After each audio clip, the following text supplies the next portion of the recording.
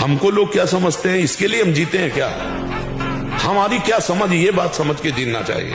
अब तुम क्या समझते हो, तुम्हारी समझ है। हम तुम्हारी समझ से थोड़ी जीते हैं, हम अपनी समझ से जीते हैं। हमारी बात समझ रहे हो? हाँ, किसी की समझ के गुलाम नहीं है हम अपनी समझ से, शास्त्र सम्मत समझ से हम आनंद को भोगते हैं। ये जीवन मस्ती के लिए मिला, किसी समझ के लिए नहीं। समझ रहे? हम अपने सत्य की मस्ती में हैं। तुम हमको क्या समझते हो, इससे हमें कोई फर्क नहीं पड़ता। हम क्या समझ करते हैं, इससे फर्क पड़ता है। हमको लोग क्या समझते हैं, इसके लिए हम जीते हैं क्या?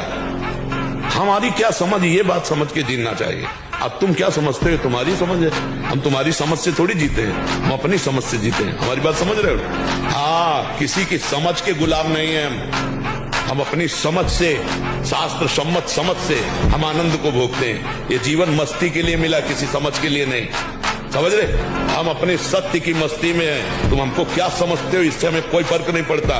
हम क्या समझ करते, इससे फर्क पड़ता है।